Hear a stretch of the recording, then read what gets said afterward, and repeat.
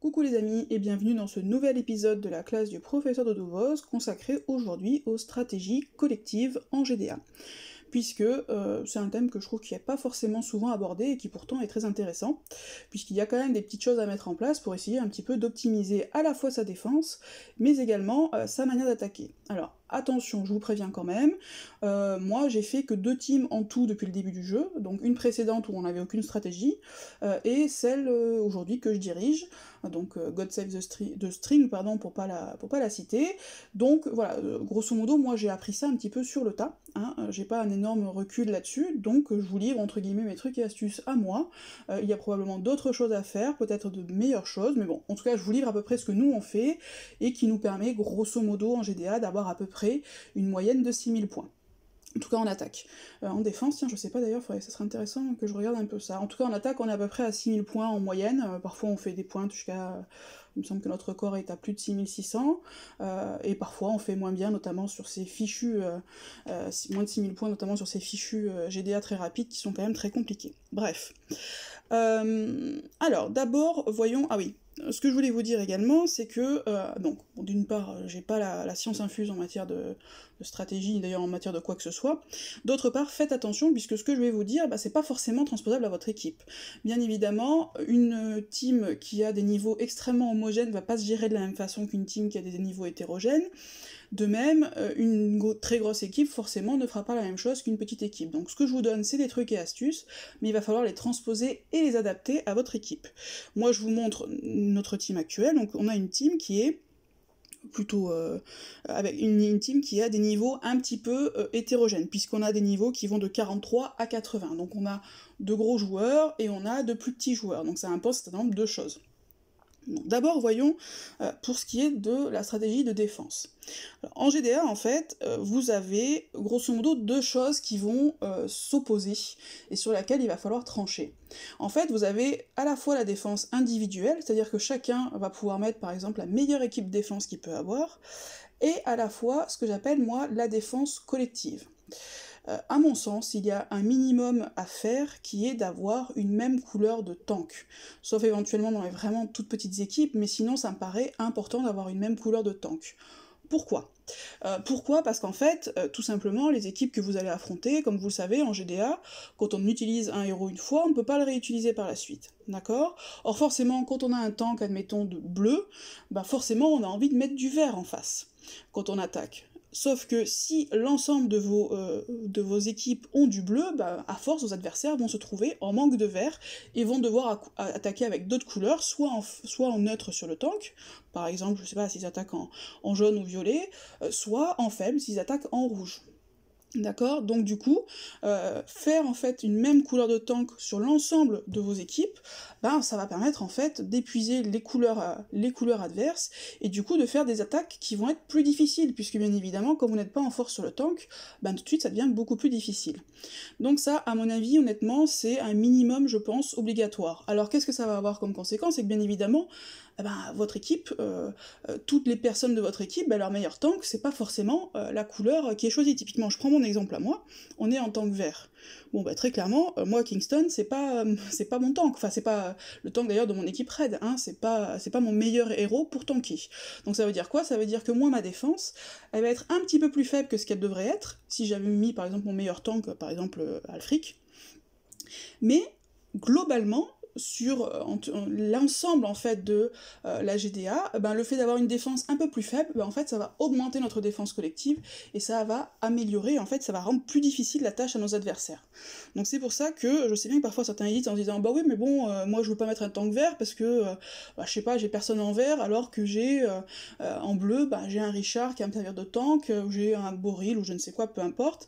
Donc du coup moi le tank vert ça m'arrange pas. Certes ça vous arrange pas vous individuellement, mais collectivement ça peut vraiment faire une différence. Nous on le voit très clairement, alors c'est assez rare qu'on en ait à notre niveau, mais de temps en temps ça peut arriver qu'on ait des gens par exemple qui tankent en bleu et puis dedans il y a une ou deux Telluria.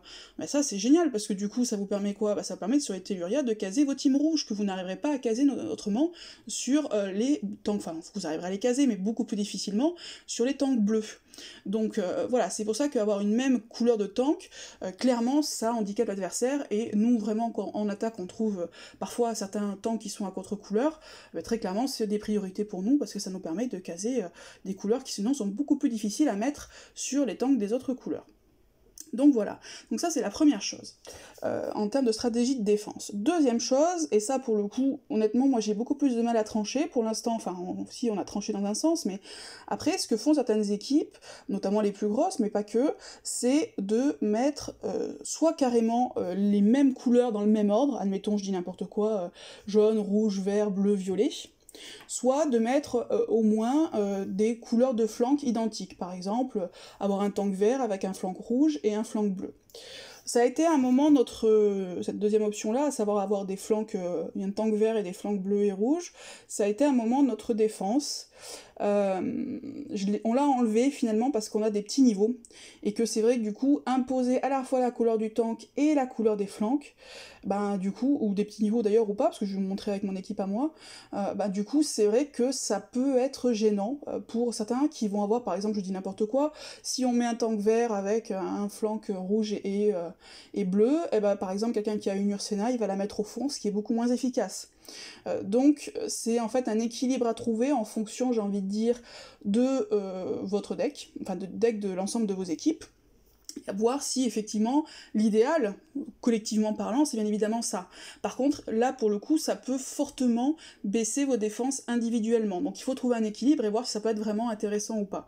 Nous on l'a enlevé parce qu'encore une fois avec des niveaux 40 par exemple c'est un peu plus compliqué, ou même moi, regardez moi, si par exemple je me mets un flanc bleu et un flanc rouge, ça va m'obliger, parce que j'ai rien d'autre pour l'instant en rouge, à mettre Aslar, bon, ce qui est pas bon, hein. Enfin Aslar de toute façon il est pas bon en défense quoi qu'il en soit, et à mettre Alfric par exemple, et Vivica au fond, qui, alors qu'elles sont lentes et très lentes, du coup auront énormément de mal à déclencher. Donc ça serait un positionnement qui pour le coup diminuerait énormément l'efficacité individuelle de ma défense. Donc c'est pour ça que nous on a fait le choix de ne plus le faire, voilà, pour ces raisons-là. Après, plus vous augmentez de niveau, plus vous pouvez éventuellement axer là-dessus, si vous avez un deck suffisant, parce que pour le coup, nous, quand on affronte effectivement des adversaires qui, par exemple, je prends ça, ont un tank vert avec du rouge et du bleu, bah c'est vrai que c'est gênant pour caser ces jaunes et ces violets, par exemple, ou ça peut être gênant aussi, parce que par exemple, si vous avez un tank vert, vous allez attaquer au rouge, bah si vous avez un flanc bleu, vous allez être forcément, par exemple, en faible sur le flanc. Enfin bref. Donc du coup, c'est une stratégie qui, collectivement, je trouve très intéressante, mais il faut quand même avoir une team qui ait quand même suffisamment de profondeur de deck pour pouvoir se permettre ce genre de choses-là. Dès lors que vous avez des niveaux un petit peu petits ou intermédiaires, je trouve que c'est un peu plus compliqué. Mais c'est vrai que collectivement c'est assez efficace. Nous pour l'instant on a fait ce choix-là, après ça pourrait être un choix différent. Une autre stratégie de guerre consiste, pour les plus petits niveaux, en fait, à demander aux petits niveaux, enfin c'est ce qu'on appelle la terre brûlée en fait, c'est-à-dire demander aux plus petits niveaux de mettre une défense à base exclusivement de 1 étoile, avec le minimum de troupes, ou pas de troupes, enfin les plus petites troupes possibles, grosso modo faire une défense qui rapportera très peu de points à l'adversaire. Alors, à mon sens, ça, alors, bon, je vous cache pas que c'est une forme de défense qu'on m'a déjà proposée à plusieurs reprises hein, dans l'équipe et que j'ai toujours refusé. Je l'ai toujours refusé, pourquoi ? Parce que d'une part, d'un point de vue stratégique, je trouve pas ça intéressant. Je trouve pas ça intéressant parce que, ben, même une petite équipe peut faire louper une attaque à un adversaire. Nous, ça nous est arrivé, notamment parce que parfois, justement, comme c'est des petites équipes, ben, les adversaires y vont, entre guillemets, un petit peu à la va-vite avec de trop petites équipes en face, et ils peuvent se louper, ce qui va faire perdre des attaques. Alors qu'une terre brûlée, peu importe avec quoi vous attaquez, forcément, vous allez gagner l'attaque. Donc du coup, là où vous auriez pu perdre deux, peut-être parfois faire 2 ou 3 attaques, bah, il n'y en aura forcément toujours qu'une seule sur une terre brûlée. Donc déjà à ce niveau-là, je trouve ça assez peu intéressant, et ça va permettre notamment, par exemple, si vous avez des adversaires qui n'ont pas 6 teams montées, maxées, eh ben, du coup, ils vont pouvoir caser leurs toutes petites équipes sur votre terre brûlée et l'évacuer. Alors, parce que le principe de la terre brûlée, c'est quoi? C'est de dire, je fais gaspiller une attaque à l'équipe ennemie, ça leur apportera peu de points, peut-être, mais ça ne leur fera gaspiller qu'une seule attaque, et potentiellement une attaque que de toute façon, ils n'auraient pas pu caser ailleurs. Donc je trouve ça pas très intéressant. En plus, si l'équipe adverse est un petit peu intelligente, elle n'en fait pas une priorité, et du coup, bah ça leur fera gâcher quoi? 3, éventuellement 4 attaques, s'ils arrivent à faire 4 plateaux. bon, honnêtement, je vois pas le gain. Surtout que ce qu'il faut quand même savoir, c'est que votre plateau de GDA, il fait grosso modo 1500 points. Donc ces points, ils sont répartis entre l'intégralité des membres participant à la GDA. Donc ça veut dire que si vous mettez une terre brûlée sur quelqu'un, effectivement, il va rapporter moins de points, mais de toute façon, ces points à lui seront répartis auprès des autres, donc c'est pas des points qui vont être gagnés, si vous voulez, hein. Ça sera juste perdu avec les autres joueurs. Donc moi, à ce niveau-là, déjà stratégiquement, je trouve pas ça intéressant, et surtout, en termes entre guillemets de management d'équipe, je trouve ça nul en fait. Parce que c'est donner le signe, grosso modo, à certaines personnes de votre équipe qu'elles n'ont pas le niveau pour être avec vous, et que du coup on leur met une défense pourrie, et qu'elles n'ont rien à faire avec vous. Et ça, honnêtement, je trouve ça que c'est un signal à donner à vos membres qui est extrêmement mauvais. Si après, les personnes sont trop petites, ça veut dire quoi? Ça veut dire que vous, qui gérez votre équipe, ben, vous l'avez mal géré, notamment vous avez mal géré le recrutement. Je veux dire, dans ce cas-là, bah, si vous trouvez qu'il faut avoir un niveau minimum pour participer au GDA, bah, à ce moment-là, vous mettez un niveau minimum pour accéder à votre équipe. Mais vous pouvez pas dire à des gens, enfin je trouve que vraiment, moi en tout cas c'est quelque chose que je n'apprécierais pas en tant que membre, alors je le ferai peut-être par esprit d'équipe, mais je suis pas sûre de le supporter très très longtemps, mais dire à vos membres, grosso modo, toi t'es trop nul pour participer, t'as une défense trop pourrie, donc tu mets une terre brûlée, ben voilà, je trouve ça pas ça normal, c'est à vous, dirigeants, de gérer le recrutement pour avoir en fait des membres qui puissent participer de manière normale au GDA. Donc voilà, donc c'est pour ça que moi, ça c'est une stratégie que j'ai toujours refusé de mettre en place. Bah oui, on a une plus petite équipe, alors vous voyez, nous effectivement, hein, on a des équipes, moi par exemple je suis une équipe à plus de 4006, et à côté on va avoir des petites équipes, comme ici, à 4100, attendez, une plus petite, je pense que ça doit être celle-ci, à 4041, qui clairement sont pris en cible prioritairement, mais honnêtement, notamment par exemple PNJ, la dernière fois, elle a fait rater plusieurs attaques à nos adversaires, parce que justement ils se sont dit, oh bah une équipe à 4000 c'est facile, bah oui, mais pas forcément, puisqu'elle a un temps qui est pas non plus, voilà, qui est pas dégueu, et ça fait perdre des attaques. Bref. Donc voilà ce que je voulais dire sur les stratégies de défense. Après, je ne peux que recommander aux dirigeants de... y a un gros travail en fait à faire sur les défenses, hein, et notamment de regarder un peu les défenses de vos membres et de les aider à améliorer leurs défenses. En plus, c'est un travail qui, actuellement, je trouve, à un moment, c'était pas si compliqué que ça. Grosso modo, vous checkiez lorsque la personne rentrait dans l'alliance, ou vous mettez un petit peu en place ensemble une défense correcte, et puis après ça roulait tout seul, de temps en temps vous remplacez des héros au fur et à mesure que vous les montiez. Là ça devient plus compliqué, puisqu'en plus il va falloir adapter les défenses aux ZGDA, les aides de sbires, les GDA très rapides, etc. etc. D'ailleurs j'ai fait une vidéo là-dessus si ça vous intéresse, mais voilà, du coup c'est un travail qui mine de rien est prenant je trouve pour les dirigeants, et ça pour le coup c'est un travail qui est important, parce que c'est important combien vous faites de points en GDA en attaque, mais sauf que si vous perdez beaucoup de points en défense, vous allez quand même perdre la guerre. Donc voilà, ça c'est aussi un travail à faire lorsque vous gérez une équipe, c'est de checker les défenses, de voir si par exemple il y a une défense qui est un petit peu mal faite, de la revoir avec la personne, je sais pas, par exemple elle a mis un dispel à droite, bon voilà, ça c'est des choses qui doivent être faites par les dirigeants. Et ça honnêtement ça va vous faire aussi, mine de rien, non pas gagner des points en GDA dans le sens où vous ne vous ferez pas plus de points, mais par contre vous donnerez moins de points à l'adversaire, et ça fait aussi une belle différence, et c'est ce qui peut vous permettre de gagner une GDA, car on sait que parfois les GDA ça peut se jouer à 1 point près, hein, c'est déjà arrivé, ou à 2 ou 3 points près, donc des fois améliorer une défense ou deux, c'est ça qui va vous permettre de gagner. Donc voilà pour les stratégies de défense en GDA. Maintenant sur les stratégies d'attaque. Alors déjà, ce qu'il faut savoir en GDA, je pense que vous le savez, mais c'est pas mal de le rappeler, c'est que plus de fois vous tuez un adversaire, plus il mettra de temps à ce que j'appelle repopper, c'est-à-dire à ressusciter. Puisque la première fois que vous tuez un adversaire, il va mettre 6 heures à ressusciter, la deuxième fois que vous le tuez, il va mettre 8 heures, la troisième fois que vous allez le tuer, il va mettre 10 heures, et la quatrième fois que vous allez le tuer, il va mettre 12 heures. Pourquoi c'est important?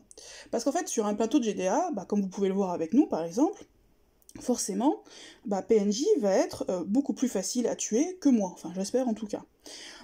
Donc ça veut dire quoi? Ça veut dire, et pourtant au niveau des points, vous voyez, elle en rapporte 47, et moi j'en rapporte 53. Donc vous voyez, au final, la différence, elle est de quoi? Elle est de 6 points. Alors que PNJ va être beaucoup plus facile à tuer. Donc ça veut dire quoi? Ça veut dire que l'équipe adverse, elle a tout intérêt à tuer un maximum de fois PNJ avant de devoir me tuer moi. Ça veut dire quoi concrètement? Ça veut dire qu'en fait, et nous c'est ce qu'on fait, on définit en fait des cibles prioritaires. Des cibles prioritaires qu'en fait, on va essayer de tuer un maximum de fois possible. C'est-à-dire les cibles les plus faciles, celles qu'on a le plus de chances d'OS, eh bien on va essayer de les tuer le maximum de fois. Sauf que le problème, c'est que comme ça prend 6 heures, 8 heures, 10 heures, 12 heures, bah forcément il y a un moment, il va falloir que vous arriviez à le faire repoper sans attendre la fin du temps. Et ça, c'est possible comment? Tout simplement en rasant entièrement le plateau, puisque lorsque vous rasez entièrement le plateau et que tous les ennemis meurent, et bah du coup ça fait repop, c'est-à-dire que tout le plateau ressuscite. D'accord? Nous, ce qu'on fait, très clairement, en début de GDA, en fait, on définit des cibles prioritaires. Lorsque l'on est à peu près 30, on définit une dizaine de cibles prioritaires. Et ces cibles-là, en fait, donc on les met en bannière, tout simplement, hein, et ces cibles-là, on va essayer de les tuer le plus souvent possible. L'idéal, clairement, c'est de les tuer une première fois, d'attendre 6 heures, de les tuer une deuxième fois, et après, en fait, d'enquiller les plateaux, puisque de toute façon, une fois que vous avez tué 6 heures plus 8 heures, ça vous fait 14 heures du début de la GDA, et donc après, il faudrait 10 heures de plus, ce qui vous amènerait à 24 heures, or la GDA dure 24 heures, donc de toute façon, après, ils ne repoperont plus naturellement. Donc l'idéal, c'est de les tuer une première fois, puis une deuxième fois, et après d'enquiller les plateaux. Sauf que ça, c'est l'idéal. Mais après, il faut aussi voir que ben, les gens ont une vie IRL, évidemment, et que donc c'est parfois difficile à mettre en place. Typiquement, ben, le mercredi, nous, la GDA commence à 10h, donc ça voudrait dire qu'à 10h, il faudrait qu'il y ait suffisamment de monde qui soit là pour tuer 10 personnes, puis après laisser repop 6h, et qu'à 16h, de nouveau, il y ait suffisamment de monde pour retuer ces personnes-là, et après, donc, on est à 16h, donc 8 heures de plus, ça nous amène à plus de minuit, et que là, après, il y a de nouveau du monde pour carrément enquiller les plateaux. Bon, clairement, pour nous, c'est pas possible. Enfin, je veux dire, certes, on joue sérieusement à ce jeu-là, enfin, bon, en disant beaucoup de bêtises, mais on essaie de jouer activement et sérieusement, mais moi, c'est quelque chose que je ne me vois pas demander à mon équipe, on n'est pas une team top 100, on va pas faire ça. Donc du coup, et c'est pareil le week-end. Le week-end, idéalement, il faudrait... la guerre nous commence à 19h, donc il faudrait à 19h, là, à la limite, on pourrait trouver du monde, tuer une fois les prios, puis 6 heures après, ce qui nous amène à 1h du matin, tuer encore une fois les prios, donc là, il faudrait quand même trouver un paquet de monde, et puis après, enquiller les plateaux le dimanche matin.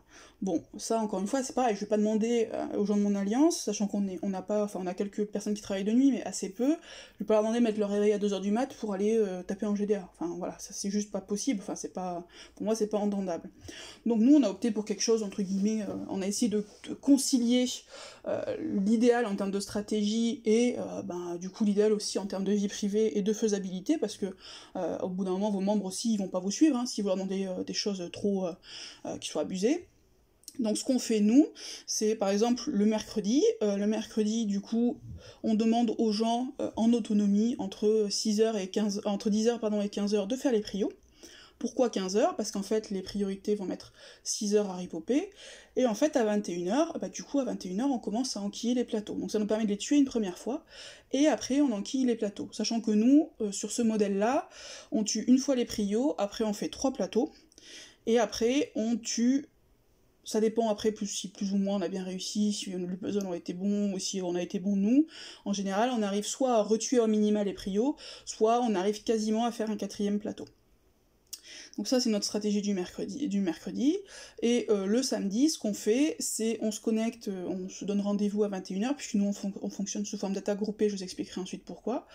À 21h, on voit si on fait soit juste les prios, et on laisse repop et on attend le dimanche ensuite pour enquiller les plateaux, soit si on fait, à ce moment-là, parfois, tout le plateau, plus les prios, en fonction du nombre de personnes, et on laisse après repop, jusqu'au dimanche matin où on commence à enquiller les plateaux, en fonction tout simplement du nombre de monde qui est connecté, puisque le samedi soir, c'est aussi un peu normalement le soir où qu'on passe en... Alors, maintenant plus trop entre amis ou autre, puisque voilà, couvre-feu oblige, mais c'est aussi le moment où on passe du temps en famille, donc on n'est pas forcément connecté. Pourquoi nous on fonctionne du coup sous forme d'attaque groupée?